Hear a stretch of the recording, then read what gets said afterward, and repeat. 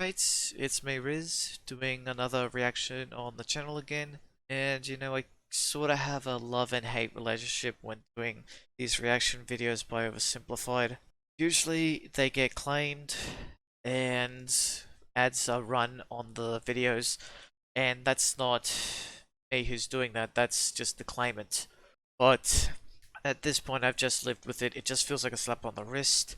The upside to that, many people come and watch the reaction and I guess is that they check my other videos and they say, hey, this guy does his own history videos involving Australia and maybe I want to subscribe and see his other content. And as you can see here, some of the stuff I've displayed on, well, this room, I've done a video about. All these planes above me, I've done a video about these guns, like the Owen gun, the F1 SMG, the sledgehammer from this Australian troop that's on the table.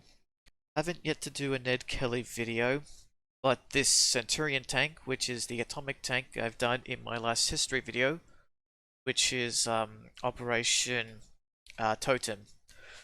And I talked about both Operation Totem and the atomic tank.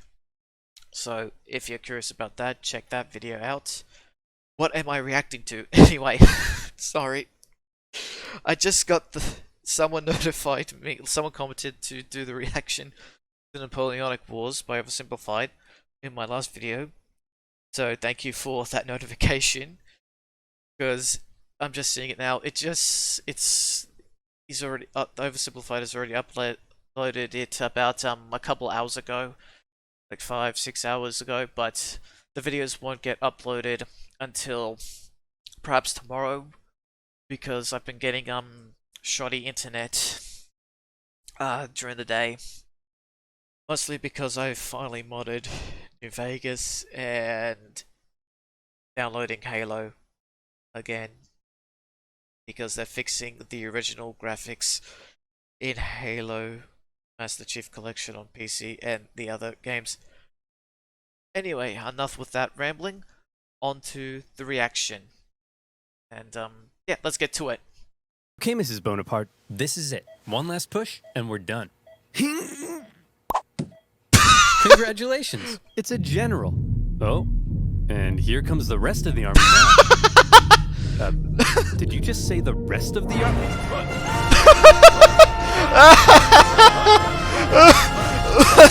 Oh Jesus!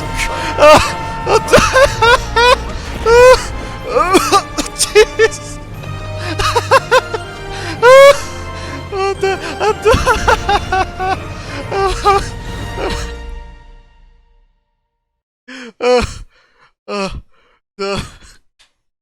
Well, all right. Let's see what ad I got from this. Oh, hey, enlisted. I feel like that's a sign, because that's literally the last video I put up. Ah, crap. My internet's fucked. Ugh, damn it, I should have skipped. Anytime now. Anytime. History is there full we of go. great conquerors. Oh crap, I shouldn't have backed up. There we go. Here we go. History is full of great conquerors, many with very impressive origin stories. Alexander the For Conqueror. example, Alexander the Great was the son of a king. Alexander Julius the Great, Caesar sorry. came from an aristocratic family Wait. that descended from Wait, I didn't hear that last bit. Alexander the Great was the son of a king. Alexander the Great, but he could also be said Alexander the Conqueror. Come to think of it. Wait, okay, there's my first question. Did Alexander the Great also was he also called Alexander the Conqueror? Oh.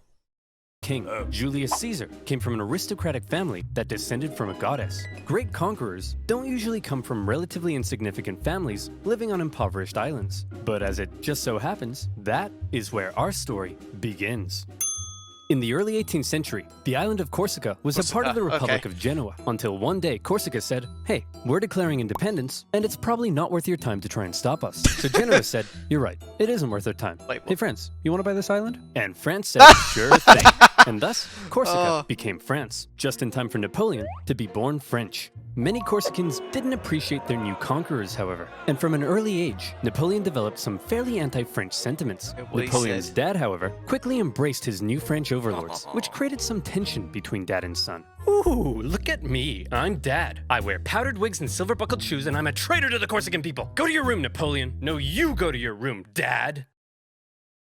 Okay. On the other hand, Napoleon adored his mother, who was definitely the disciplinarian of the family. And even though she would punish Napoleon severely, he kind of respected that. But Napoleon's parents wanted the best for their family. And since they were of very minor nobility, they were able to have Napoleon sent off to the shining lights and rat-infested sewage puddles of the big city. Napoleon went to military school in France. Okay, Napoleon, why don't you introduce yourself to your new classmates? Well, I'm Napoleon, and I hate all of you. Your farts smell like cheese, you can't pronounce the letter R, all you do is go on strike, and you call eggs oofs like a bunch of big dumb idiot dingleberries.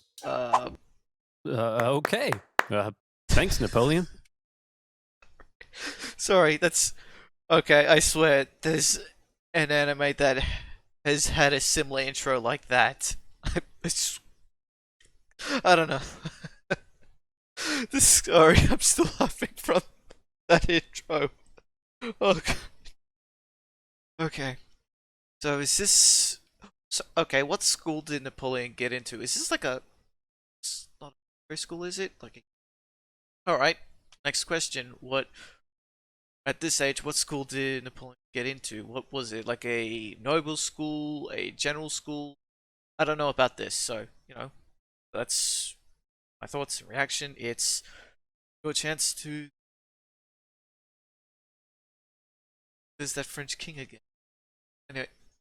I hope you like being bullied. And bullied, he was. They picked on him for his Corsican accent, his family's lack of wealth, and it probably didn't help that he also had a bit of a chip on his shoulder, but he could hold his own, and on an average day, might be found dishing out ratatouille sandwiches for breakfast. He spent much of his time alone, and he loved reading about the great conquerors of history. He learned about Julius Caesar, and he wondered if one day he too might have a pizza franchise named after him.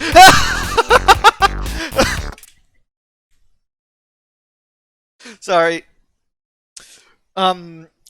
This is yeah, this... okay, there is Little Caesars, actually, there is a Little Caesars, restaurant, not restaurant, pizza. What is Little Caesar? Been a while since I've been to Little Caesars, but I can't remember it now, but, I felt like it was a place where you could do you can buy pizza through a drive-through. I'm thinking like it was a ways from where I am, but there is a Little Caesars restaurant that I think it had like a drive-through, I think, though I could be wrong. It's been like years since I've been there. But yeah, the pizza was okay. Like, it was fine at least, but that's why I burst out laughing like the I'm just gonna continue. He excelled at math and geography, and when he graduated Math, geography, being a violent weirdo. At the age of 16, he was made second lieutenant in an artillery regiment. Now, second lieutenant might sound pretty sweet to a screw-up like you, but Napoleon had a little something called ambition. Stonks of it. And he wasn't content being just some junior officer. He wanted to rise the ranks. Unfortunately for him, that would be a little difficult. Well, Napoleon, I've reviewed your application. It's clear you're very skilled and would be a perfect fit for the promotion. And Simeon, you're just about the biggest idiot I've ever seen. Your test results suggest you have the mental aptitude of a senile earthworm, and in the part of the form where you list your experience, you seem to have drawn a picture of a gerbil giving birth to a shoe. But your dad is the Marquis de la Fufayette, so you get the job. French society was just too closed off. Sorry, I'm thinking now Mountain Blade. Oh, positions were handed out based on nobility, not talent, and the young Napoleon probably felt stuck. Wouldn't it be nice if, say, a revolution came along and changed all of that? Yeah. Well, what are the chances? The French Revolution is here. Bastille toppling, head chopping, king popping. The revolution promised to do away with the old social hierarchy and make everyone a little more equal. Napoleon may not have cared much for the violent mobs, but if it meant he could rise the ranks, he was in. He began fighting to defend the revolution. He put down a British-sponsored counter-revolution in Toulon and got promoted. He put down a royalist uprising in Paris and got promoted. And as his military prowess became more recognized, he was even given his very own army. It was astonishing progress for such a young man of humble origins, and Napoleon's wildest dreams were coming true. But Napoleon also believed he could increase his social status if he married an older rich lady. And so around Napoleon... Okay. Wouldn't this fit so well with an anime? Napoleon's story in anime form would be something interesting. Actually, side note, anyone ever seen the Japanese subbing of King of the Hill? It's kind of jarring when you... Anyway, fuck it. I'm just rambling, but I'm thinking... Why am I thinking about this at this time? Jeez. Napoleon also believed he could increase his social status if he married an older rich lady. So around this time, Napoleon went on the prowl. However, if some sources are to be believed, Napoleon was so ugly and overall sickly effect was created by his thinness and yellow complexion. Ouch. He was a verified creep. He reportedly had terrible luck with women, and most wanted nothing to do with him. Fortunately, he eventually met Josephine, an aging single mother who was deeply in debt and needed stability, so she agreed to marry him despite finding him intensely disgusting. Napoleon, you dirty dog, you've done it. Unbeknownst to Napoleon, however, Josephine had a bit of a promiscuous reputation. Hey Napoleon, I hear you're marrying Josephine. Boy, she sure is a great kisser. That's right. Hey, wait, what do you mean she's a great kisser? Hey Hugo, you hear Napoleon's marrying Josephine? Wow, she sure is a great kisser. Now hang on just a minute. Hey everyone, Napoleon's marrying Josephine. Oh yeah, she sure is a great kisser. She's real good at kissing. I'm pretty sure I kissed her. Yes, for goodness sake, is there anyone here who hasn't kissed my wife? Yeah, you. As Napoleon fell madly in love with his new wife, she fell madly in love with a man named Hippolyte. It wouldn't be long, however, before Napoleon would leave home and go to war, because while France was having its revolution, tensions in Europe were rising. Hey Austria, you'll never guess what we just did. What's that, France? I got 2 words for you. Revolution. We totally just socked it to our monarchy. What? Dude, the rest of us are monarchies. Oh. You've just totally threatened the balance of power in Europe. Now we have to worry about our stinky peasants rising up against us. I mean, holy hell, your queen is... Okay, France, this is pretty awkward. And the rest of Europe is probably itching to give you a wedgie. But you're not ready for a war yet. So you gotta be cool, man. It's absolutely crucial that you say something to defuse the situation right now. Preposterous! Declaring war. I declare war. Yep. Sacre bleu! So France ended up at war with basically the rest of Europe, and the War of the First Coalition began. At first, France struggled, but then they started to do surprisingly well, and in many conquered territories, they began to establish sister republics, exporting their revolutionary ideas across Europe. In 1796, they planned a 3-pronged attack to take Vienna and knock Austria out of the war, with 2 magnificent armies in the north to kick ass, and Napoleon in the south as a bit of a diversion. For the first time, Napoleon would lead a military campaign. This was his chance to prove himself, to be somebody. And what a general he proved to be. The army he was given were demoralized, lacking equipment, and underpaid. But Napoleon galvanized them with inspirational speeches, and he took them into Italy. He was outnumbered, and his campaign was partially meant to be a sideshow, but he made it the main show. While the 2 northern armies were being held back, Napoleon made staggering progress. In a signature Napoleon move, he masterfully split his enemies into 2 and took them on separately, knocking Sardinia out of the war and putting the Austrians on the run. At the famous Battle of Lodi, he was in the fray, aiming the cannons himself, getting covered in mud, and earning the total respect of his men. They respected him so much that when he ordered an almost suicidal assault on the only bridge in town, his men threw themselves at it and took it despite fierce Austrian resistance. For Napoleon, I foresaw what I am... Wait. I foresaw what I might be.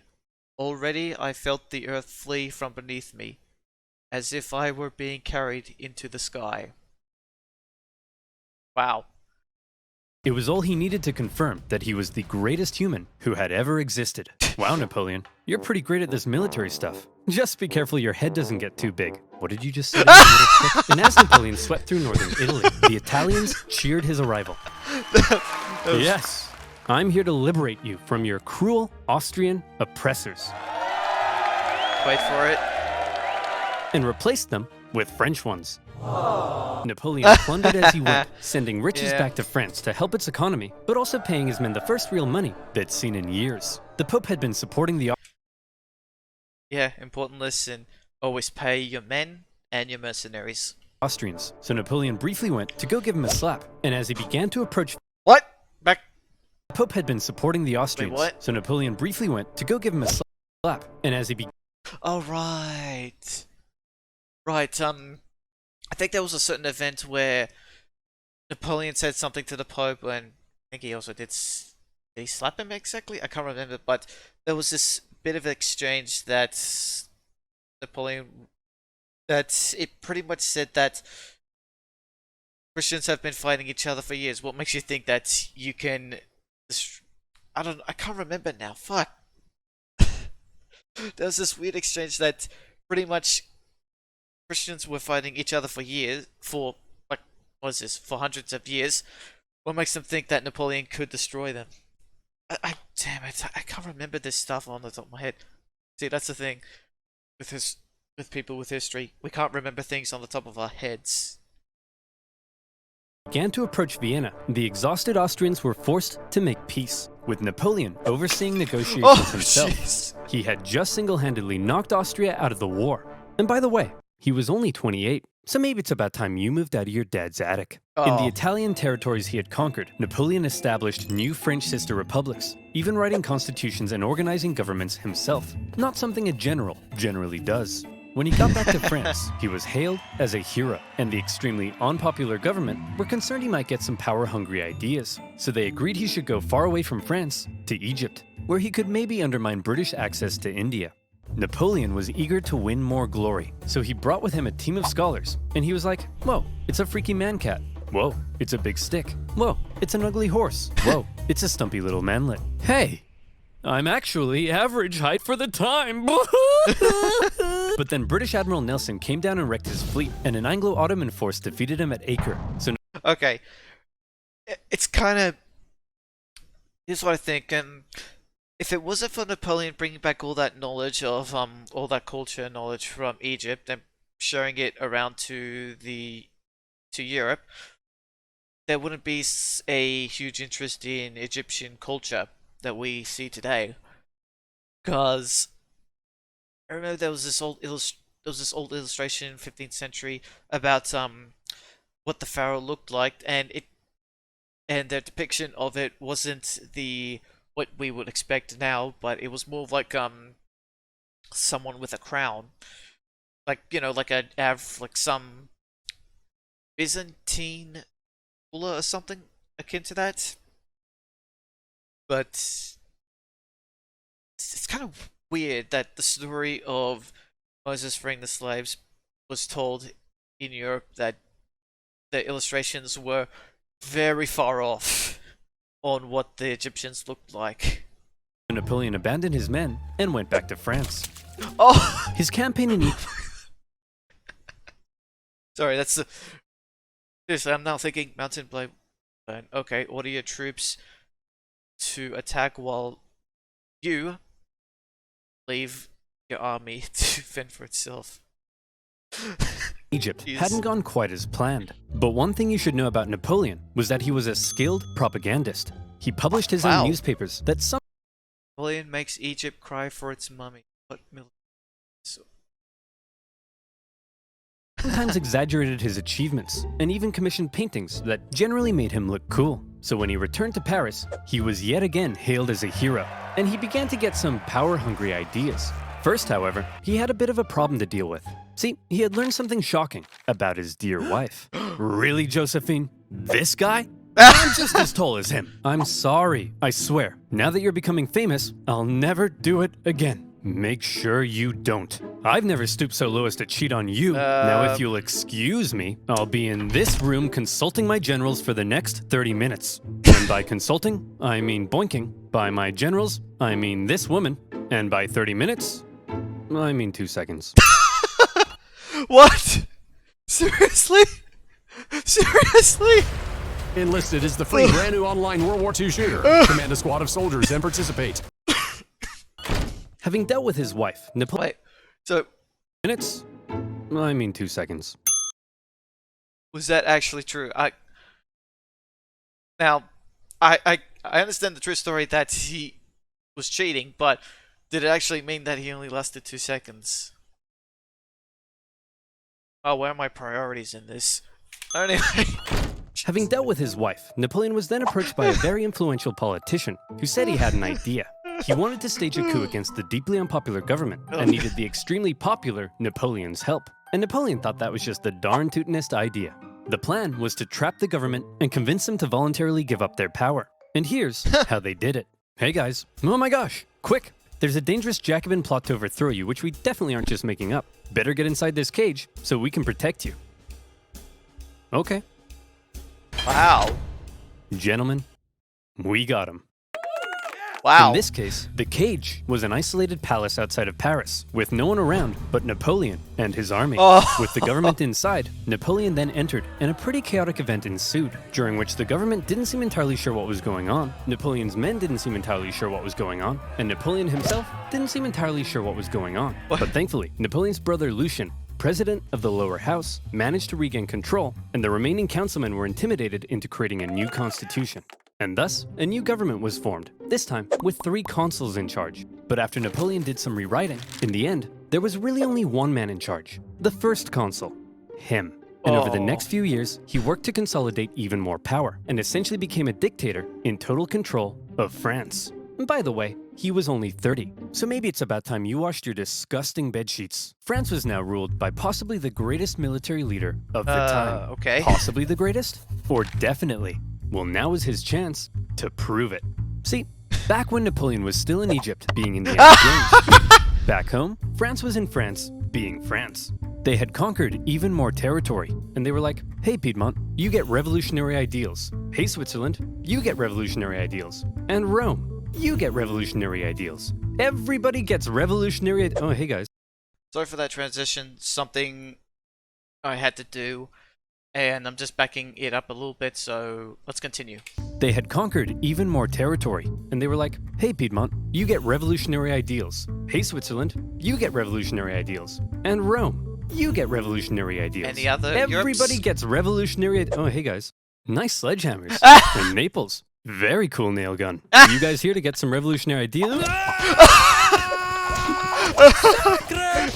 As France was still spreading the revolution, and with Napoleon busy in Egypt, the European powers felt the time was right for round 2, and the war of the Second Coalition began. And this time, their big bad boy buddy Russia was here to bang some French boys back to Bordeaux. And bang them. Okay, maybe a quick question. Does this type of weapon exist? Or is this a little bit, I'm pretty sure this kind of exists, but I'm not sure about the scope.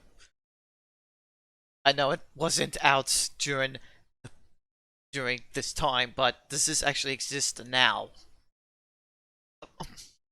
I'm generally curious if this bazooka thing actually worked. Wait, actually, come to think of it, that guy's holding there. This forward grip be a little bit out here. No, forget it. They did. France got blasted. Whoa. But then Russia pulled out after stalling in Switzerland, and now that Napoleon was in charge of the country, he was ready to start blasting right back. He took command of the army of the reserve, and he brought the fight to the Austrians. Now, there are many traits that made Napoleon a great military leader. I already mentioned one of them, how he was one of the boys and commanded the total loyalty of his men. But now we see a second reason, the element of surprise. In 1800, Napoleon moved to Geneva, and it looked like he was probably going to take on the Austrian forces in Germany. There's no way he'd be crazy enough to move his entire army south through the Alps as a surprise attack on the Austrians besieging Genoa. Napoleon's moving his entire army south through the Alps as a surprise attack on the Austrians besieging Genoa. Napoleon's crossing of the Alps is legendary, and you may have seen one of the That most actually famous was a paintings of the donkey. general, popping a sick wheelie on his majestic It's actually stallion a surrounded donkey. by dangerous mountain terrain. Of course, in real life, he made the crossing on a depressed mule, but that's not as cool. Yeah. When he emerged Yeah, I knew about that from that anime. That was pretty much my gym partner is a monkey. Senton something Academy. I don't know. I can't remember that the anime, but why am I thinking of anime during this video? Oh gee. in Italy, the Austrians expected him to come break their siege, but Napoleon went for their supply line near Milan, Well, forcing the thanks. Austrians to meet Napoleon head-on at the famous Battle of Marengo. The Austrians initially clobbered the outnumbered French, and they were like, hooray, we won. But then a few hours later, Napoleon showed up again with an even bigger army, and he clobbered them right back. Holy cow, this tiny little fun-sized French guy is running rings around us. Hi! I'm average height for the time, you jerk! Then, after General Moreau's victory at Hohenlinden, Vienna was exposed, and the Austrians again sued for peace. Just like the war of the First Coalition, the Second Coalition ended in another French victory. But in many ways, they both felt more like Napoleon victories. Only the UK remained at war with Napoleon, and they were using their powerful navy to blockade French ports and were even seizing the cargoes of neutral ships. Obviously, everyone else got pretty pissed off that the British were interfering with their trade, so in response, they formed a league, and they embargoed the UK right back.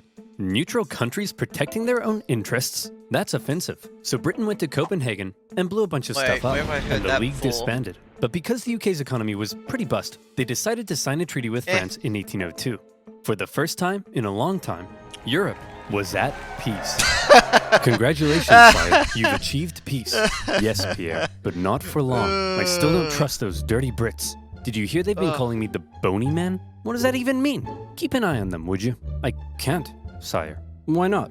Because they use North at the site. Available in your just one. Oh, now the young in Europe at peace. What a Europe. You know, when was the last time Europe was at war? No, seriously, when was the last time Europe was at war? Was it World War II? Because it feels like at some point Europe is going to be at war, or another civil war is going to happen in Europe. No matter what, war is inevitable in human history.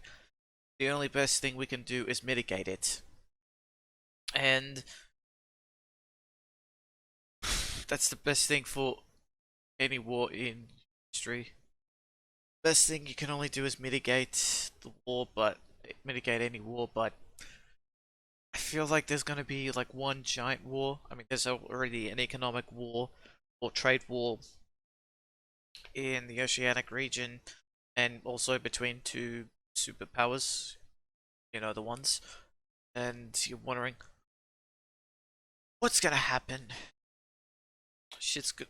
Hard times are gonna come quite soon. I mean, it's gonna be even harder in the coming years, but we'll see what happens now.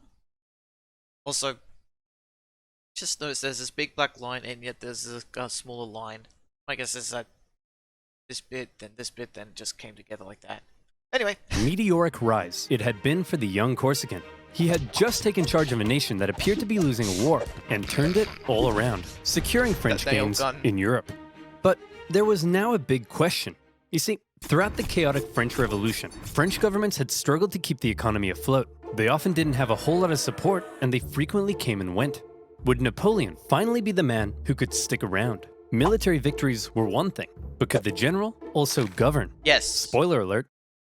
Yes. Yeah. The economy's crumbling? Well, then why don't you have yourself a new national bank, currency reform, and improved taxation and welfare systems? The legal system is an incoherent Wow. mess. Well, then why don't we nicely wrap all those civil laws up into one new centralized legal code? Corrupt government officials? Throw them in the trash. Bad infrastructure? Throw it in the trash. Women's rights? Throw them in the trash. Wait, really? Well, yeah. Really? Unfortunately, while Napoleon was building on the equality of the revolution, he also largely scaled back rights for certain groups.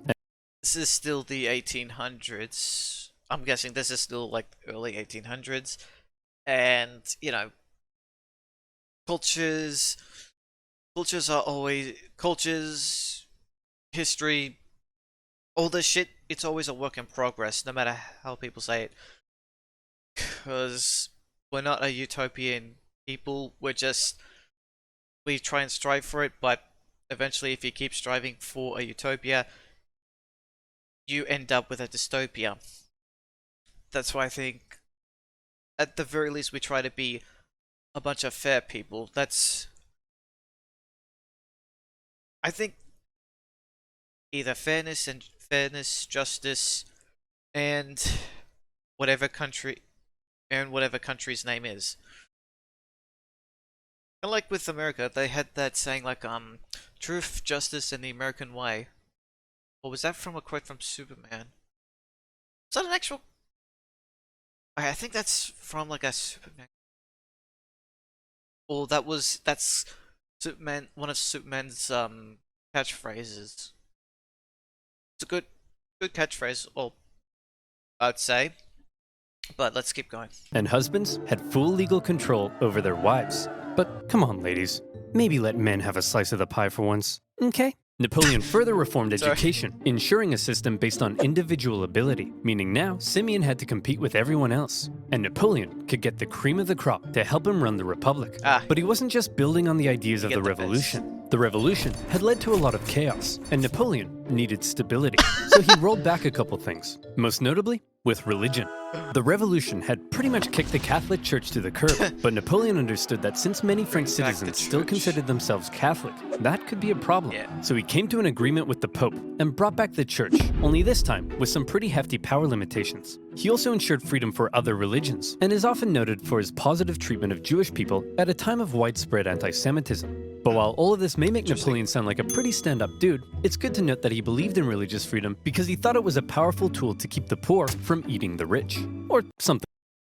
Religion keeps the rich from being massacred by the poor. Is that an actual quote? It's the thing. Let's be honest. Religion has its place because if there's no religion, someone will eventually invent a religion. That's how people have... There's always the joke where people are religious to the almighty dollar. You know, it's the more dollars you have, the higher you are spiritually, or something like that. And you know, where does some laws get created because of religion? It's sort of like a weird... There's always a weird balance between religion and I think either law or morality. Maybe that's not correct, but or some form of moral government. It's always... They're usually or maybe it's education. It's always that morality and education. That's what it is. They're just the side bits. That's usually the one of the pillars on what makes a society. Both morality, ethics, religion, education, law, and okay, continue. Something like that. Overall, Napoleon's aim was to end the chaos of the revolution and finally create a stable and prospering French republic. And in that aim, he seemed to be largely successful and generally popular with the people of France. He officially declared that the revolution is over, adding, "I am the revolution." Napoleon's head, revolution is over, adding, "I am the revolution." Could you Sorry, oh my gosh. They got the spaghetti guy up there. Wait, is this a Star Wars joke? Seriously, replace Senate and say, "I am the Senate." Sorry. This looks like the Senate and... Alright, sorry. Napoleon's head could be seen for miles. Of course, not everyone was happy with Napoleon's reforms. The British? Conservatives felt he was too radical. Radicals felt he was too conservative. But since Napoleon was a dictator, opposition could usually be stamped out with some good old-fashioned iron fisting. In 1804, Napoleon took one last major step. After some failed attempts were made to assassinate him, he wanted to strengthen his position and ensure his dynasty could live on after Then him. he became And so he emperor? decided being first consul for life simply wasn't quite enough. He decided he should become emperor. Yeah, He held got a vote, it. asking the French people if they were cool with the idea, and they returned a definitely not rigged 99.9% in favor. The balls on this man. And so on the 2nd Wow. of December, 1804, in an Wow. elaborate ceremony at Notre Dame, Napoleon was made emperor. The Pope was even invited to attend, and normally he would crown an emperor. But to make sure everyone knew this wasn't some Charlemagne-style circular power division, Napoleon lifted the crown and placed it on his own head. Like I said, the balls on this man. Wow. He was now emperor of the Jeez. French. Well, Napoleon, you were a general, then you became first consul for life, and now you're an emperor. Is it enough yet? Is your ambition finally satisfied? I don't know, Pierre. What comes after emperor? I would say God, sire. You want to be a god? Maybe? Yes. Oh. Wait, I'll seriously? put it down under maybe. Okay, Yeah. everyone. What the hell is going on? This Corsican guy showed up out of nowhere, and he's kicking our ass. He's exporting the ideas of the French Revolution wherever he goes, and he just declared himself king of Italy and emperor. He can't do that. I'm the emperor. Oh, hey, fellow monarchs. I see you're having a monarch party. My invite must have got lost in the mail. I'll just set up a spot right here. Oh. Wow. You don't belong here, Napoleon. We're coming to take you down. I'd like to see you try. Whoa, I'm so scared I just pooed my pants. Hey everyone, I just pooed my pants. He's gonna poo his pants. No, but I did just poo my pants. Before Napoleon had even declared himself emperor, the British had already redeclared war on France because both sides had been violating their previous treaty. Napoleon immediately occupied Hanover and then began making I think I've said this before, but throughout the entire time, Britain and France have always fought each other in history, no matter how you look at it. I'm just ever since World War II, I think. Okay, actually, they did have some. There was some minor bits regarding politics, or there's like a lot of smaller bits between them that there's always conflict with each other, even after World War II. But generally, they're not going to. Actually, anything could happen. These two have been at peace for so long, but I've been at war for them, which they've been at war at each other. They've been friends. They're not been friends.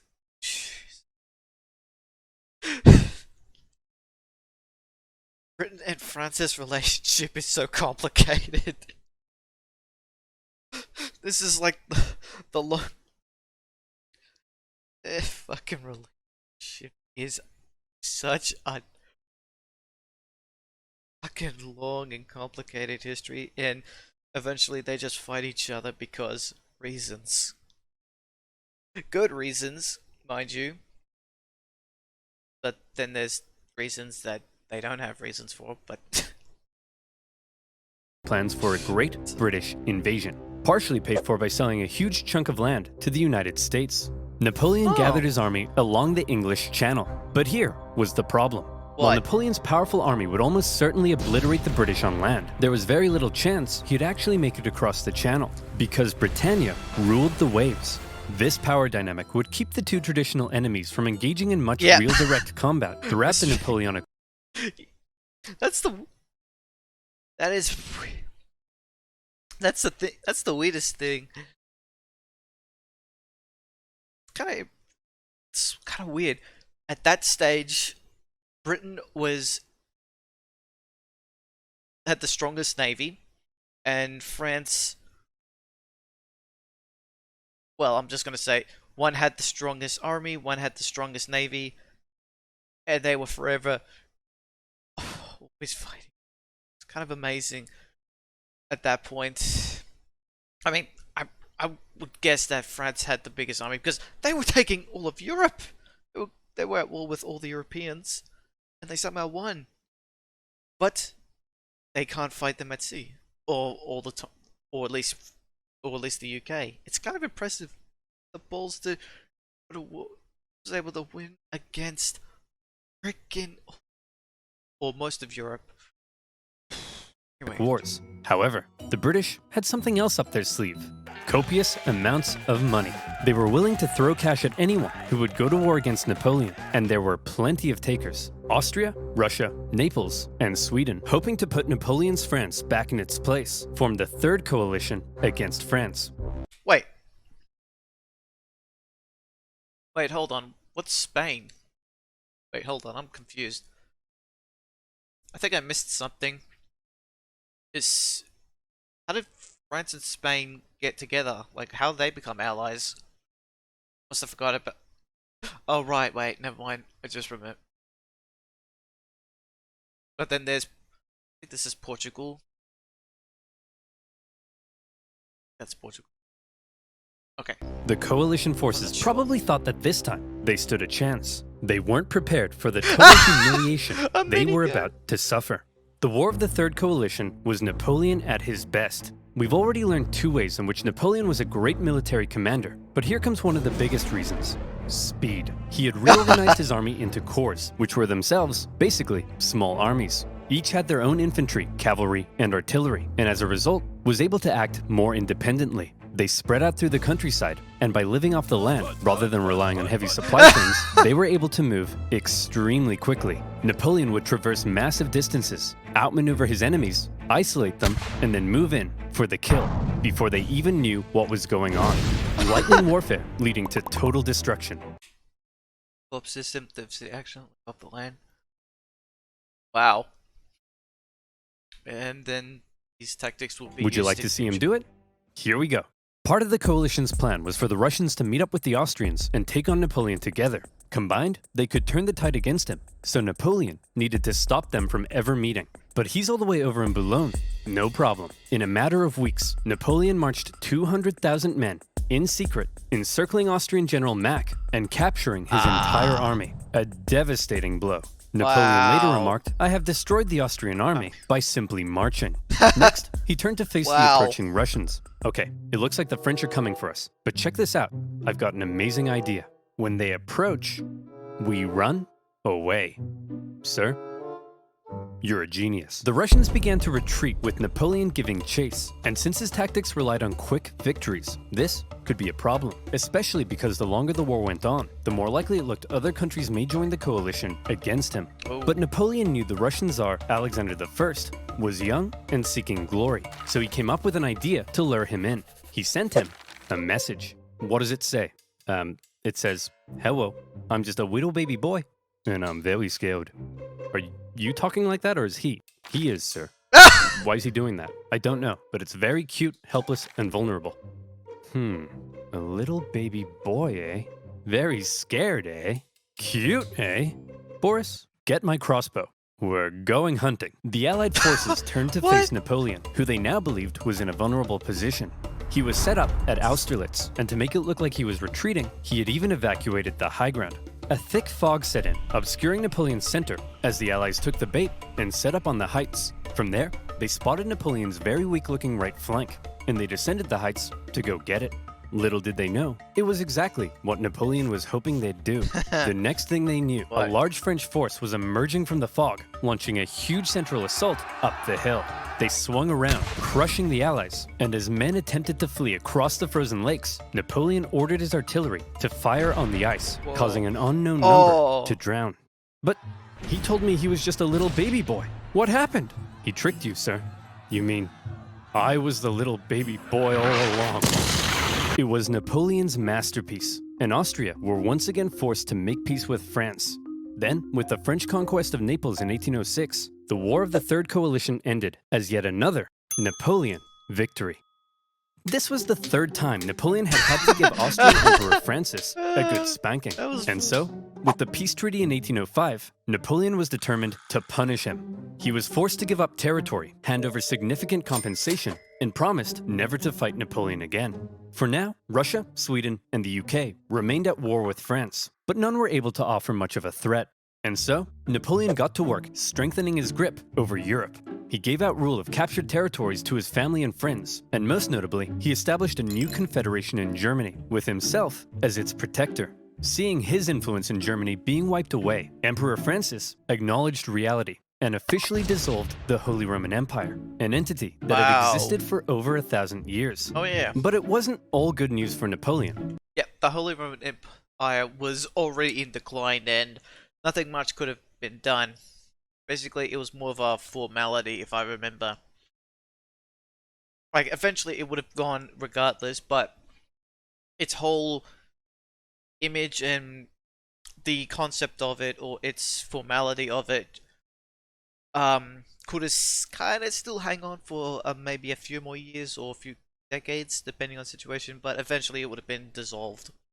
So it was like, okay, it's yeah, let's For continue. one thing, Spain had earlier allied with France in 1804 because Ah, the British okay. just couldn't help themselves from blowing up Spanish ships, That and Napoleon hoped a combined French-Spanish fleet would eventually be able to invade England.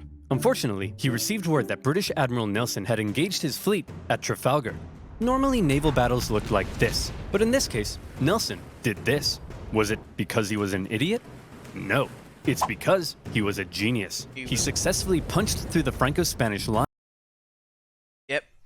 The British masters of the sea. And unleashed hell. His victory ensured British control of the sea, and his death during the battle made him a legend. Napoleon's hopes for a future British invasion were gone. This is how fast YouTube is with Brave. Notice how there's no pre-roll ads? And But not just that. Napoleon was also hoping to secure peace on the continent, but that wasn't looking likely because the Prussian king was under pressure from his wife. Frederick, he's established a confederation in our turf, and he told us he'd give us Hanover, but then offered it to the British. You have to declare war on him. What is it with you and war? What is it with you and being a cupcake? Go to war! Okay. In October 1806, Prussia, with its famed military tradition, joined the coalition and declared war, beginning the War of the Fourth Coalition. Oh my god, how many Unfortunately, of these wars? Prussian King Frederick William III wasn't the smartest tool in the shed. Wow. Look at him over there, being all French. Makes me sick. Boys, we'll get him this time. But here's the thing. This time, we have to stick together. Do not under any circumstances face Napoleon by yourself. You all saw what happened to Austria. Hey, where'd Fred go? Hey, you jerk. Think you're some kind of big shot? Huh? Wanna tango with Fred? You don't got the cojones. We're screwed. Without consulting its allies, Prussia had gone ahead and sent Napoleon an ultimatum, demanding he move all his forces out of Germany. Now, some of you watching this video probably can't even wipe your own bum yet, but even you know, you don't just send Napoleon an ultimatum. Obviously, Napoleon went in for the kill. Prussia's army was quite outdated, so when they met Napoleon at the twin battles of Jena and Auerstedt, it wasn't even close. Even Marshal Davout's heavily outnumbered corps at Auerstedt sent the Prussians running, and Napoleon carried out a ruthless pursuit of his fleeing enemy, taking Berlin and within a single month decimating the Prussian forces. Frederick William and the remnants of his army moved to the east. At this point, Napoleon's forces were pretty tired. Winter had come, and conditions were miserable. He anticipated both sides would settle into winter quarters, but Russia decided to try their hand at an unexpected winter attack. A series of brutal battles followed that took a heavy toll on both sides, including the vicious Battle of Eylau, fought in blizzard conditions. Men froze to death, and many deserted. The Russian artillery tore the French to shreds, and Napoleon himself was momentarily under risk of being captured. In the end, the French army was saved thanks to a legendary cavalry charge by Napoleon's flamboyant cavalry commander, Murat. After the horror inflicted on both sides, they decided it might be a good idea not to do any more fighting until after winter. Then, after winter came, and the fighting continued.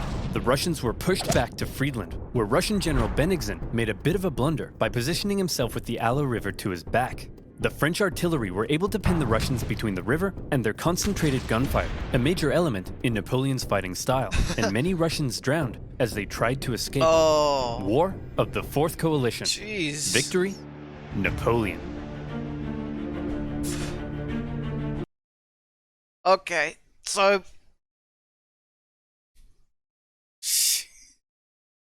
if I was to take this, wow, so Napoleon essentially won against a whole bunch of Europeans 4 times in a row.